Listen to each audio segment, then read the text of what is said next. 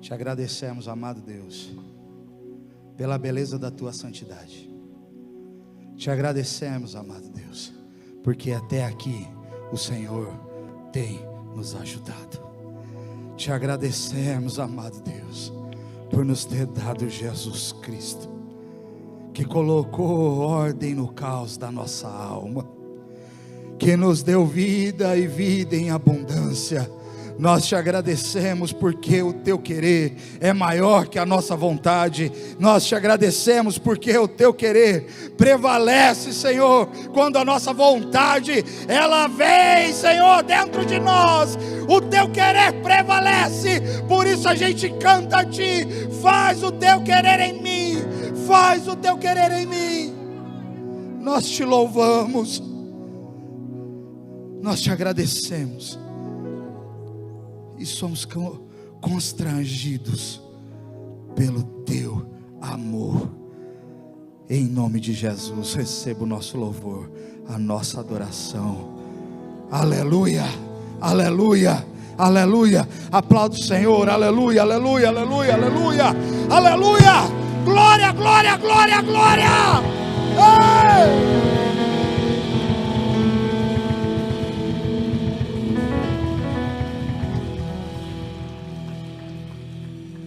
Aleluia, glória a Deus, pode se assentar.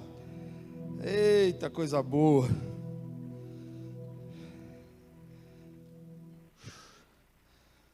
Deus é bom. Aleluia.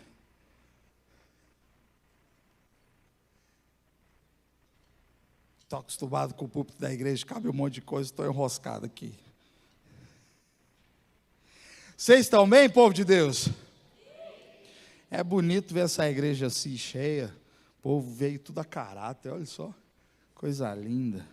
Povo obediente, aleluia. Amém, amém.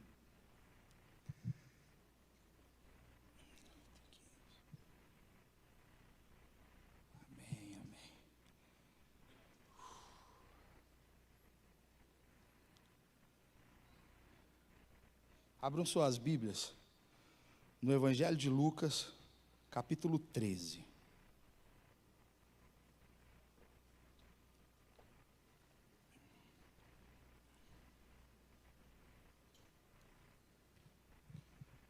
Aleluia. No próximo All White, a filha do Diego, da Karina, já vai estar aqui também, toda de branquinho. É. Linda, né? Eita.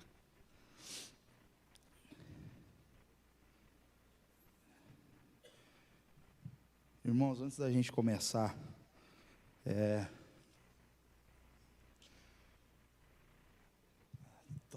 toque é fogo, né, filho? A gente luta contra, mas não tem jeito. Quando esse culto acabar, não vai embora, viu? Em nome de Jesus, tá? Não vai embora. Deixa eu já falar, senão eu esqueço, o povo sai correndo, viu?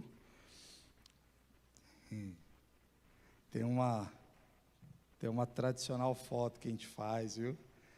E tem espaço gourmet, viu? Eita, Deus é bom. Gente, a gente fez um pedido pro pastor Edu, Marcinha, para ter o gourmet nesse dia, e eles, assim, toparam, viu? Mesmo cansados e atarefados, eles disseram sim, viu? Então, vamos prestigiar e vamos acabar com aquela vitrine de salgado lá. Em nome de Jesus, viu? Amém? Posso contar com vocês? Com o Mateus eu já posso contar, né, Mateus? Mateus é lindo, né? Mateus. Irmãos, é lindo esse culto aqui do projeto.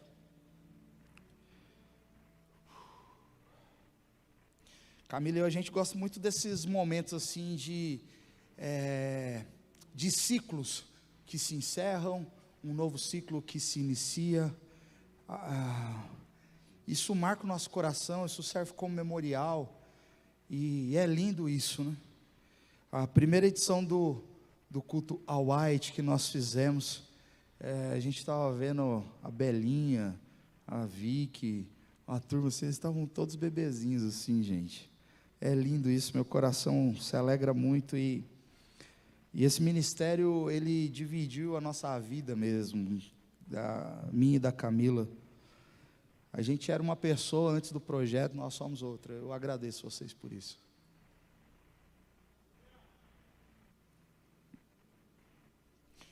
Eu agradeço vocês por isso. Por tornar a minha vida, a vida da Camila, tão especial. A gente ama vocês demais, viu? Demais.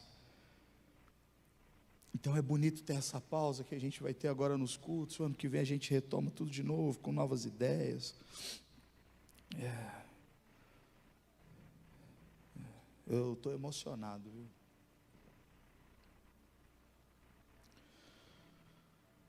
Quero compartilhar hoje uma palavra com vocês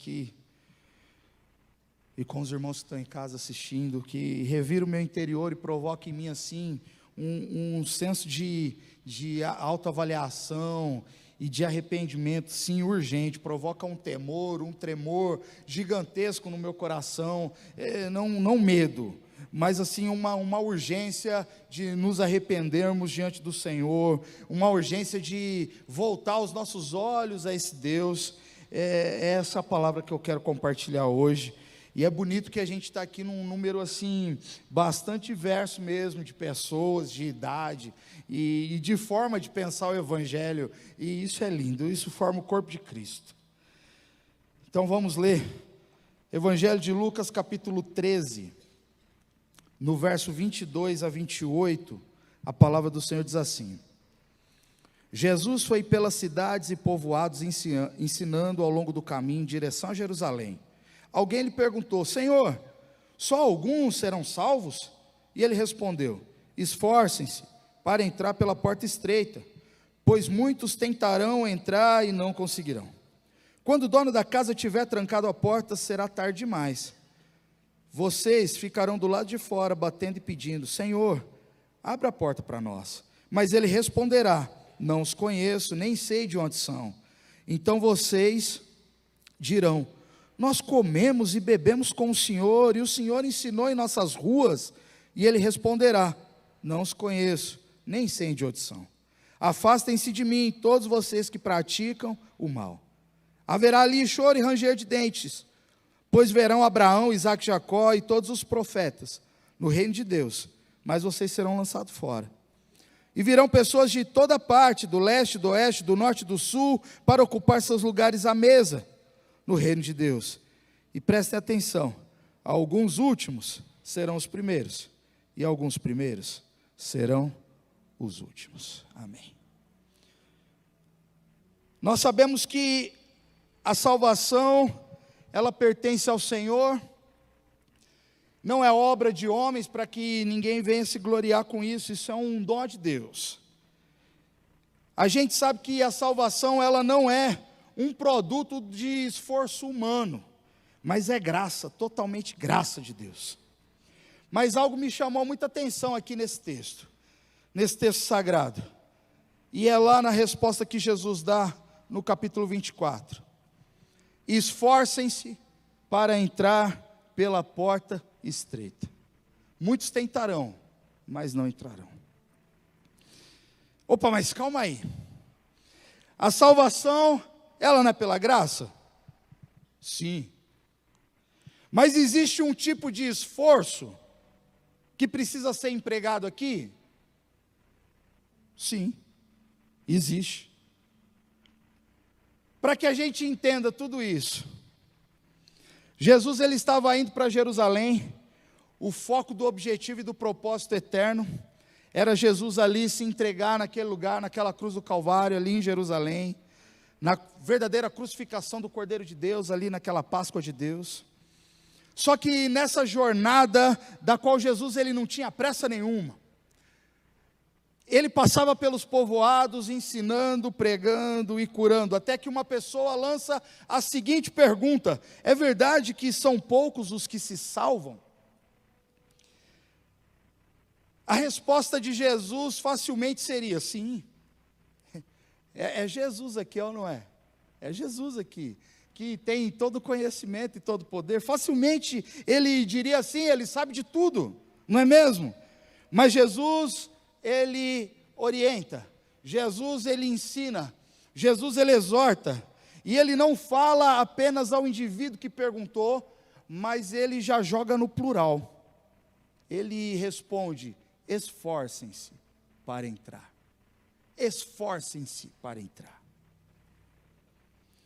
Para que a gente entenda, irmãos, Israel carregou por anos essa questão de apenas os judeus, apenas Israel como nação, seria escolhida por salvação. Até então, quando Pedro descobre que Jesus também veio para os gentios, que foi ali a partir de um sonho, ali em Atos, que capítulo que é? 10, ali com Cornélio, quando ele tem um sonho, e ele vê os animais de todos os tipos e tal, se misturando e tal, isso, aquilo, enfim, Pedro entende que Jesus também veio para os gentios, e ele escreve isso de uma forma linda, e o Espírito Santo veio e tomou todos aqueles, não só mais judeus, mas também os gentios. Paulo, quando ele entendeu isso, Paulo, ele também escreve a respeito da salvação, chegando a dizer que um segredo havia sido revelado. E que segredo é esse? Que Jesus Cristo morreu e ressuscitou, não só pelos judeus, mas também para os gentios. Só que muitas pessoas, principalmente ali os pobres, eles achavam que a salvação viria principalmente ou exclusivamente para os sacerdotes do templo e suas famílias e os ricos. Talvez essa pergunta tivesse vindo de um desses. Será que são poucos os que se salvam? Mas aí Jesus vem com essa resposta no plural: esforcem-se, esforcem-se. Irmãos, eu queria trazer uma reflexão quanto a essa questão do esforço. Quanto a essa questão do esforça-te, e eu queria refletir um pouco com vocês sobre isso. Talvez uma hora assim vai ficar até meio engraçado assim, mas uma hora você sabe que vai ficar pesado, né? Vocês sabem disso, né? Amém, amém, amém? Vocês estão comigo? Eu sou muito a favor assim dos avanços na esfera mundial, dos avanços tecnológicos e tudo. Eu faço parte, irmãos, de uma geração que viu assim pessoas trocando carro por linha telefônica. Eu vi meu pai trocando carro por uma linha telefônica. Para alguns isso parece um negócio assustador, mas não era. Pessoas trocavam terreno por linhas telefônicas. Tinham pessoas que ganhavam dinheiro com o aluguel de linhas telefônicas. Eu lembro uma vez meu pai montou um negócio e ele teve que trocar um carro, vender um carro para comprar uma linha telefônica, para que aquele estabelecimento tivesse contato com as pessoas. Então eu sou dessa geração. Então, mas o que tem acontecido e o que eu observo? Que muitas vezes a tecnologia, ela tem colaborado assim para algo que não é muito bom. Ou melhor, tão bom assim. E o que é isso? O conforto das coisas. O conforto das coisas. Eu quero trazer aqui alguns exemplos. Antigamente, nós nos esforçávamos mais para realizar tarefas ou para conquistar algumas coisas. É ou não é? Sim, né? Sim, sim. Por exemplo, trabalho de escola. Como que era feito trabalho de escola, gente? No papel ao maço. Quem tinha assim, quem era o felizardo de ter uma Barça em casa, estava bem. Todo mundo sabe o que é Barça, gente? Os mais novos não sabem o que é Barça, né? Gente, Barça era o Google de papel nosso. Então eram vários livros com a capa dura, brilhante, assim, com as letras douradas. E tinha uns vendedores que passavam assim alguns períodos no colégio para vender aquele material para os alunos. E aí era muito caro. E aí os pais compravam aquilo e aquilo ficava assim na estante, guardadinho, ninguém toca, porque é caro. É ou não é? Eu lembro que a gente pegava assim o ônibus ou ia a pé mesmo para a biblioteca. Eu sempre morei aqui, aldeia de Barueri, aqui ao lado, e a biblioteca fica ali, perto ali do centro de eventos novo. Então, a gente dava uma boa volta para chegar na biblioteca, com a folha de almoço enrolada, papel vegetal. E, pasmem, gente, a gente ficava quieto dentro da biblioteca, não podia falar. Era um silêncio total. E aí, um copiava o texto, o outro fazia os mapas de geografia ali, quem era mais habilidoso. Então, enfim, a gente se esforçava demais para fazer um trabalho de escola. E para assistir televisão, quem aqui é da época da televisão de tubo? Só alguns poucos corajosos levantaram a mão. Revela a idade, é ou não é? Eu lembro que em casa a televisão de tubo era um negócio terrível, porque tinha 4 canais, né? 5 com sorte, porque nem todos os canais pegavam da mesma forma. Quantas vezes meu pai subia no telhado, minha mãe ficava num cômodo e em outro, aí meu pai falava, e aí? Aí minha mãe, Paulinho, tá ruim. Aí, plá, o SBT tá bom, plá, a Globo ficou ruim, e ficava aquilo uma luta, gente. Então eram 4 canais e outra, não tinha controle remoto, então a gente fazia muito exercício, a gente se esforçava, porque estava todo mundo sentado na sala, e aí falava, esse canal tá chato, troca. Vai lá, Paulinho, troca o canal. Aí, plá. Aí ficava, calma aí, espera aí. Não, esse não, passa para outro. Aí, esse tá bom. Aí, senta. Não, mas esse está mais baixo o volume que o outro, volta lá e aumenta. Aí você ia lá, aumentar o volume. Não era assim, gente. Aí você sentava e dizia, não, agora ficou muito alto, volta lá de novo. Era isso, a gente se esforçava até para assistir TV. Quem lembra como que era alugar filme, gente? Saudade, não sou só eu que estou pensando assim. A Camila amava, gente, quando a gente começou a namorar, tinha uma locadora de vídeos do lado da casa da Camila, assim, do lado. E aí os finais de semana eu lembro que ela e o irmão dela pegavam vários filmes, porque tinha um esqueminha, né, de você alugar uma quantidade maior. Você não precisava entregar no sábado, você só entregava na segunda, não era isso?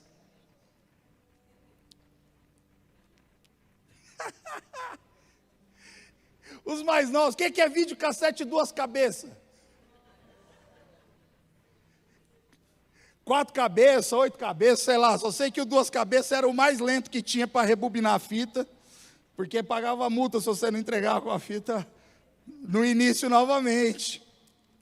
Gente, até nisso era uma luta, a gente se esforçava muito para assistir um filme. Vou dar só mais um exemplo aqui.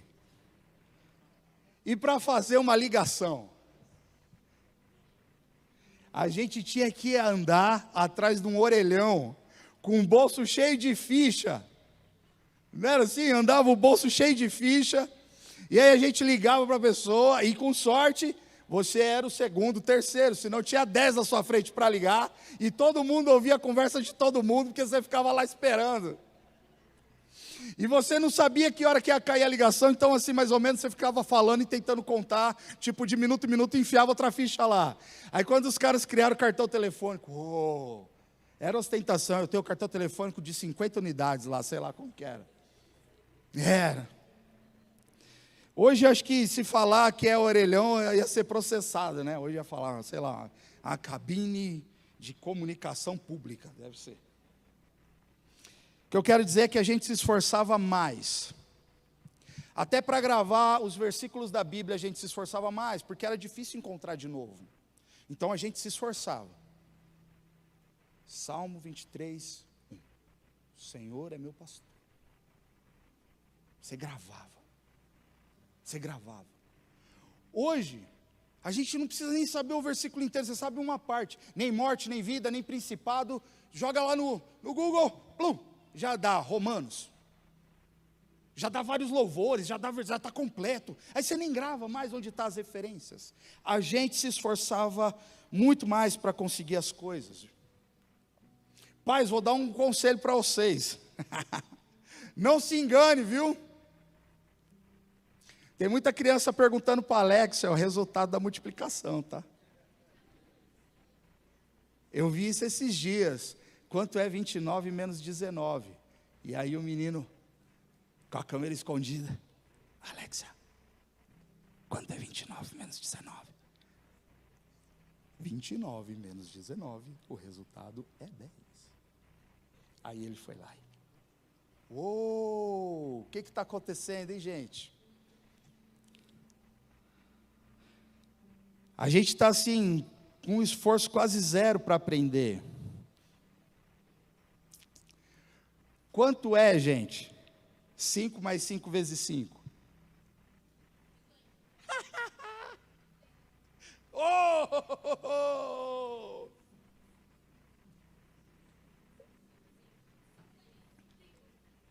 Quem falou 50 e depois falou 30? Gente? Quanto é? 5 mais 5 vezes 5? 30, mas um monte falou 50, né?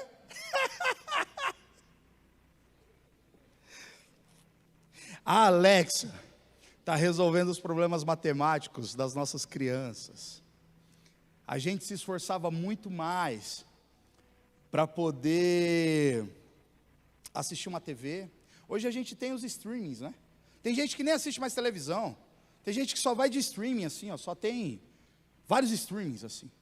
Nem assiste mais TV, nem sabe mais o que está acontecendo.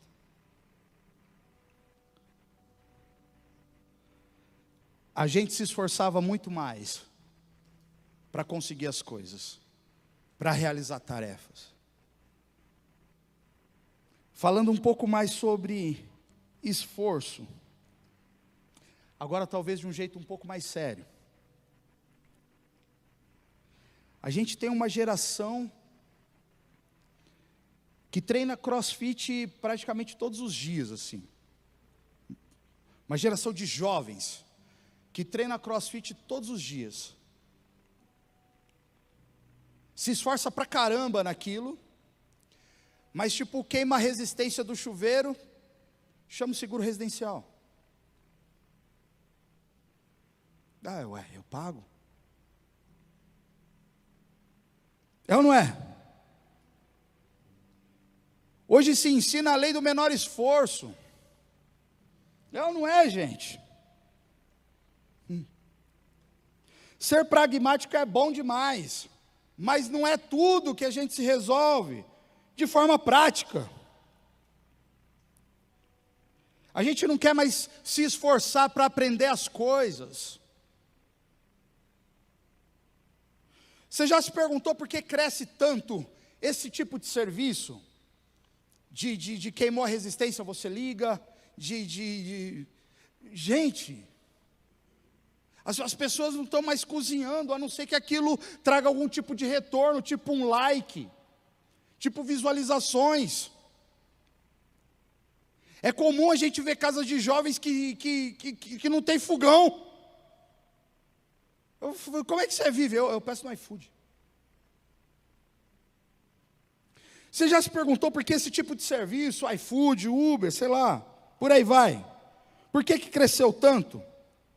A resposta é simples. Pelo alto nível de consumo, principalmente entre a geração mais jovem. É como o gafanhoto que devora tudo, todo tipo de novidade. E eu não estou criticando esse tipo de serviço, até porque eu faço uso também. Mas a nossa falta de esforço, a nossa falta de esforço, você viu quem está ali?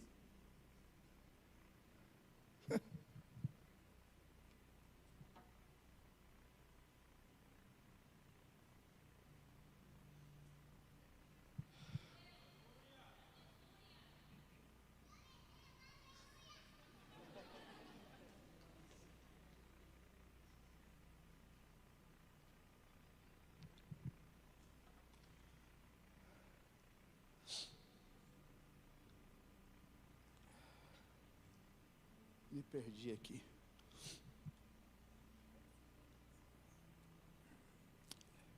Enfim, irmãos, eu retomo aqui.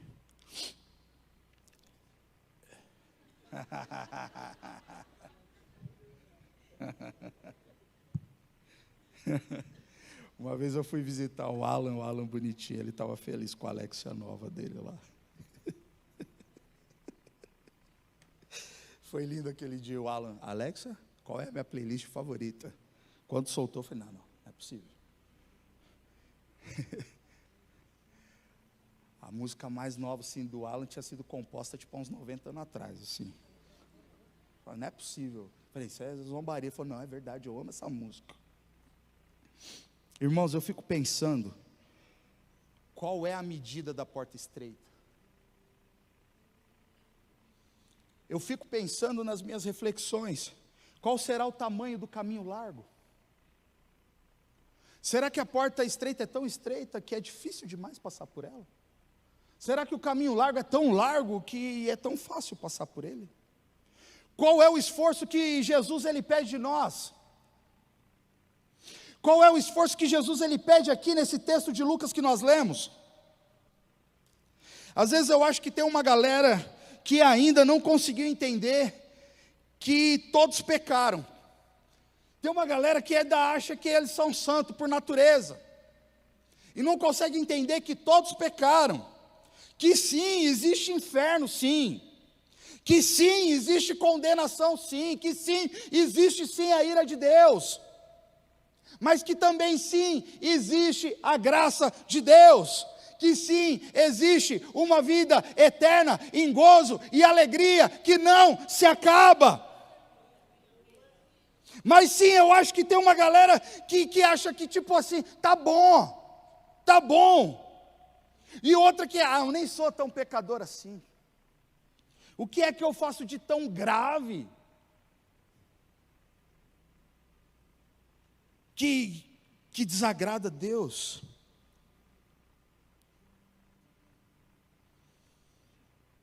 A gente sempre tem o mesmo critério de avaliação. Eu não bebo, eu não fumo, não drogo, não sei o quê. Só que aí eu lembro lá do exemplo dos homens de Atos, lá capítulo 2 e 3 de Atos, em que Pedro prega para aqueles caras, e de repente, eles soltam um grito, uma pergunta no meio daquela pregação, e a pergunta é: o que precisamos fazer para sermos salvos? Essa foi a pergunta. E você sabe o que é o mais lindo? Pedro não ficou acusando aqueles homens. Você é um pecador por causa disso, disso, aquilo. Pedro não ficou acusando eles. Sabe o que Pedro fez? Pregou a Cristo e este crucificado. A palavra do Senhor diz que aquelas palavras de Pedro rasgaram o coração daqueles homens, ao ponto deles gritarem: ei, o que eu preciso fazer para ser salvo? E Pedro então responde: se arrependam dos seus pecados, para que eles possam ser perdoados e sejam cheios do Espírito Santo de Deus. Irmão, vocês já repararam que está cada vez mais difícil um apelo hoje de um pecador que não conhece Jesus levantar sua mão e se aceitar Jesus dentro de uma igreja?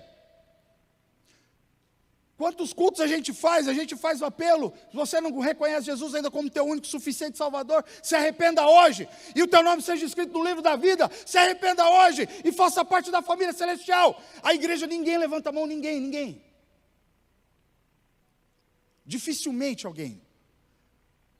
Mas você já reparou quando a gente faz um apelo de reconciliação com o Senhor, de feridas, de novos recomeços, de enfermidade na alma, no corpo, a gente sempre lota a frente aqui do púlpito da igreja. E isso não é uma crítica, é só uma constatação. Já repararam nisso, irmãos? Sabe qual que é um dos grandes problemas para o ingresso no reino de Deus?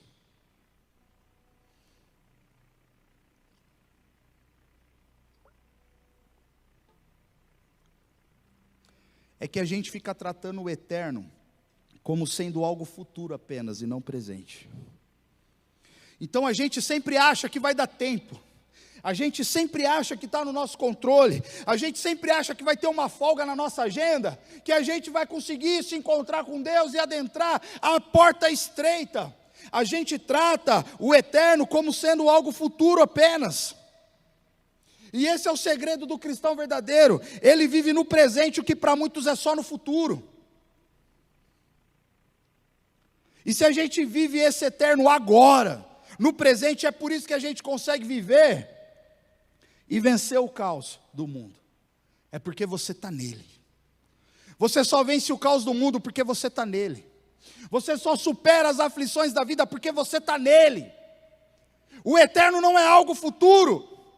O eterno não tem prazo de validade. O eterno não começa hoje ou quando você determina. Ele está aí. O eterno é. Ele é o grande eu sou. Ele é. Quer ver só? Vamos fazer uma dinâmica aqui. O celular, irmãos, esse celular aqui, ele é concreto ou ele é abstrato? Concreto. Quanto tempo dura um celular? Dependendo dos Android, é 2, 3 anos. Não digo funcionalidade de sistema, eu digo quanto tempo dura um celular? 100 anos? 200 anos? O celular, ele é concreto. E o espírito? É concreto ou abstrato?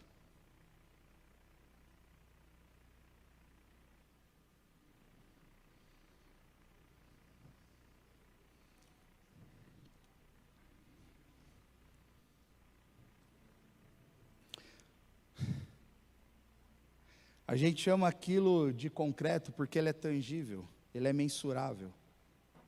A gente pega. Só que o eterno a gente chama de abstrato, porque não é tangível, não é mensurado.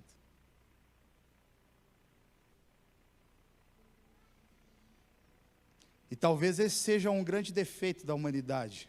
O eterno como abstrato, ele só existe apenas na concepção da mente. Falta coração.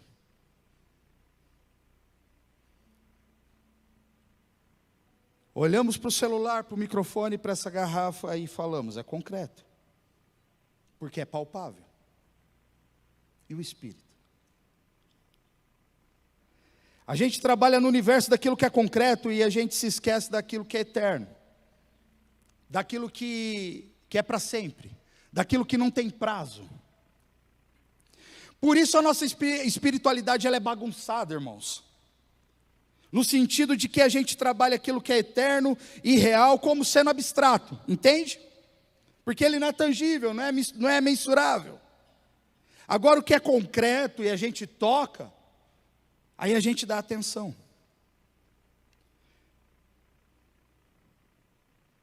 A gente precisa se esforçar mais. A gente precisa se esforçar mais.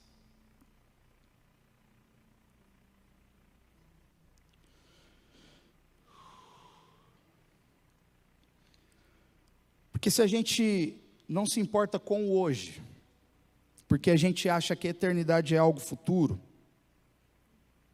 a gente está esquecendo daquilo que Jesus disse, o que está ligado no céu está ligado na terra.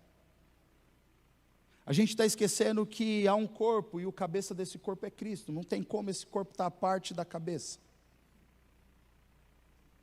Eu lembro de Efésios 4, do 17 em diante, ou Efésios 4 inteiro, que ele vai falar assim: agora, vivam de modo digno da vocação que vocês foram chamados. E esse é um longo trecho que Paulo vai tratar ali em Efésios, da dignidade que o cristão deve evidenciar ali nas diversas áreas do seu viver pessoal. E ele então fala, não vivam mais como os gentios, que obscureceram seu entendimento, produzindo ignorância, por causa da dureza dos seus corações. Sabe qual é a outra dificuldade que impede uma pessoa de entrar no reino? É o mundo. Não se engane. O mundo, ele sempre vai fazer de tudo para que você não entre nas portas do céu. Ele sempre vai plantar alguma coisa em você, quer seja zombaria, diferença, diferentes tipos de morte, indiferença, ceticismo. O mundo sempre vai plantar isso em você. E se ele não conseguir plantar isso em você, sabe o que é que o mundo vai fazer? Ele vai te elogiar. Ele vai ficar te elogiando, te fazendo promessa. Ele vai ficar te seduzindo, te enganando, de diversas formas, com muitos elogios e bajulações. Essa é uma forma de te impedir de entrar no reino. Precisamos nos esforçar, irmãos. Está escrito que a palavra de Deus, ela é lâmpada para os nossos pés e luz Vocês sabem qual que é esse. E luz para os meus caminhos.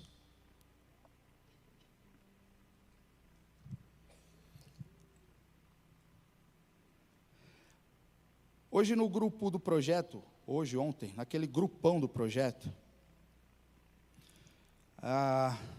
alguém fez uma postagem sobre uma pesquisa que revela a geração Z. E por que jovens e adolescentes, né?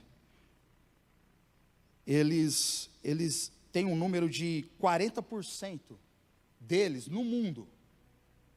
Gente, 40% de adolescentes no mundo.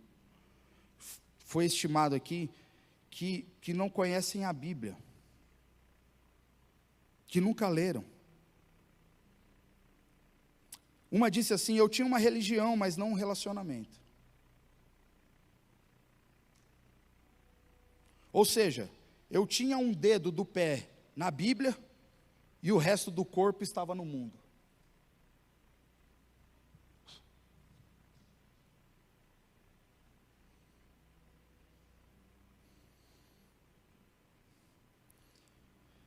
Essa declaração descreve com precisão muitos cristãos da geração Z hoje. Eles lutam em um mundo que os suga e lhes diz para não forçar suas crenças sobre os outros, porque cada um tem sua própria verdade. Em um mundo de tremenda diversidade, de raça, religião, identidade de gênero, orientação sexual e muito mais, diz: respeito e aceitação são questões de bandeira,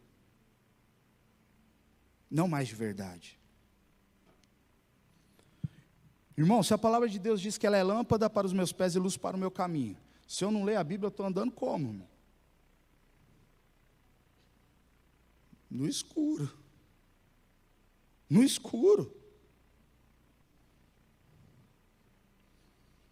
Por isso hoje, nesse dia, eu venho aqui com um temor no meu coração, dizer: esforcem-se para entrar pela porta que é estreita. A porta não está fechada, ela só é estreita.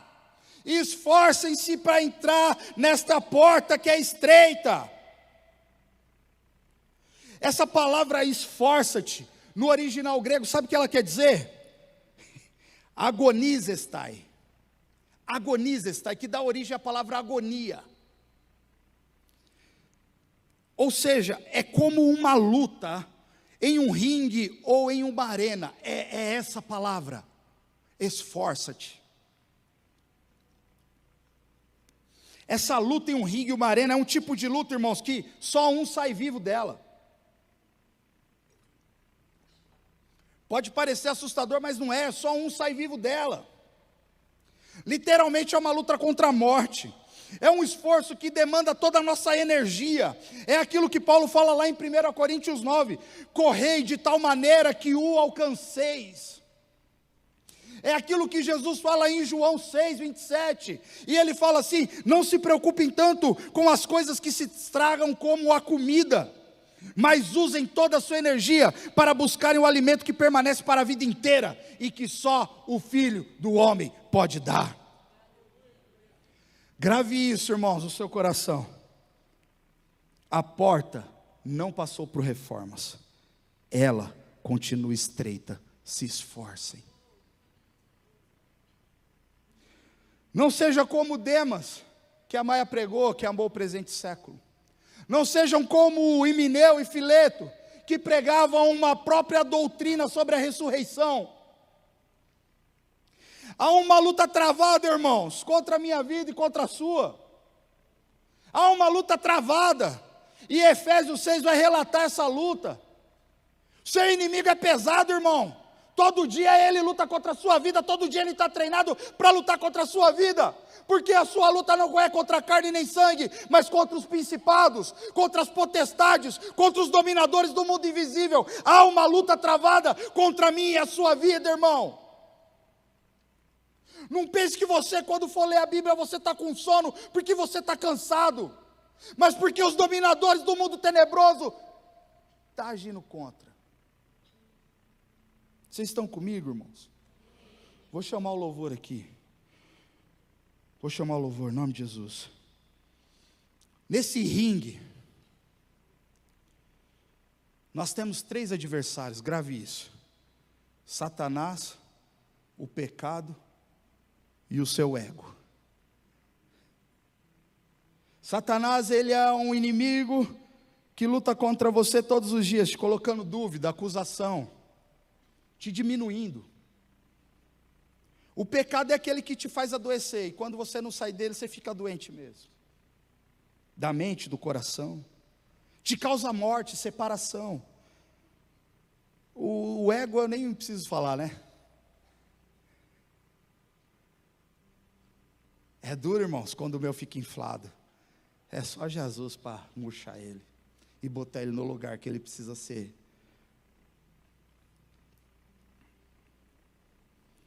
Isso aqui ele lembra a parábola das 10 virgens.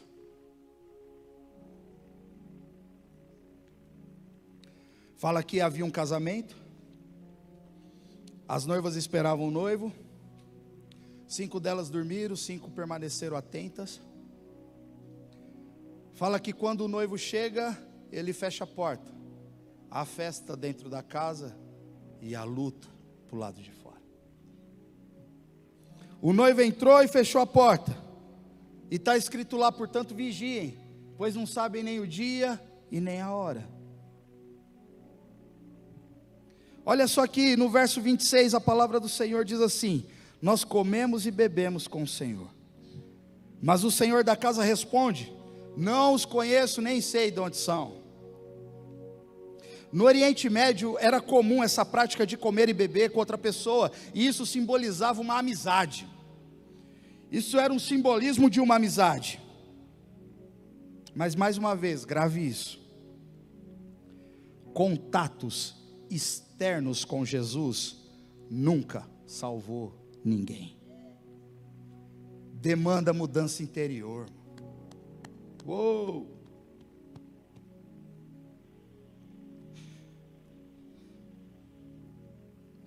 Ele quer teu coração. Oh!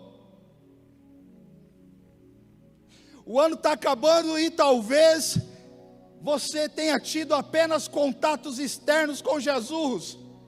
Mas hoje é dia de você ter um contato relacional, verdadeiro, genuíno, sincero com Jesus.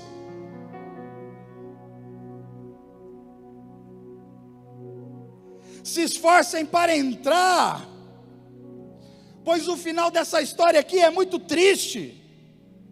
É muito triste para quem não entra. Fala que ali haverá choro e ranger de dentes, e esse choro não poderá mais ser consolado, e essa agonia do ranger de dentes não poderá mais ter algum tipo de refresco. Eu torno a dizer, a porta não passou por reformas, ela ainda continua estreita.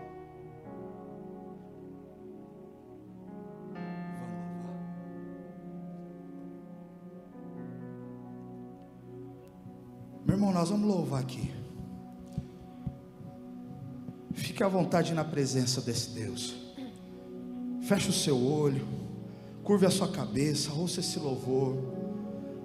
Você é livre. Se você quiser se levantar, você se levanta.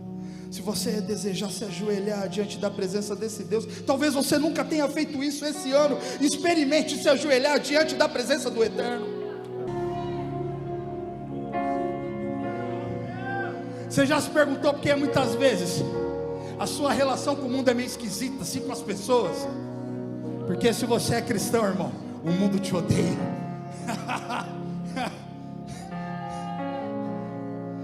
Apocalipse 22:14 diz: bem-aventurado aqueles que guardam os seus mandamentos, para que tenham direito à árvore da vida e possam entrar pela cidade, pelas portas. Lute pelo céu, irmão. Não se acomode, não. A vida pode não estar muito boa, mas se esforce um pouco mais. Essa luta é agonizante mesmo. O seu adversário não te dará sossego. É Satanás, o pecado, o seu ego. Mas aqueles que estão em Cristo Jesus, que são novas criaturas, que vivem debaixo das asas do Espírito de Deus, esses têm um final certo. Nós lemos a última página da Bíblia, nós sabemos como termina. Aleluia, aleluia. Você que nos assiste em casa, muito obrigado. Deus te abençoe. Você pode acompanhar todo o nosso conteúdo baixando o nosso aplicativo ou seguindo as nossas mídias digitais usando o QR Code. Deus te abençoe!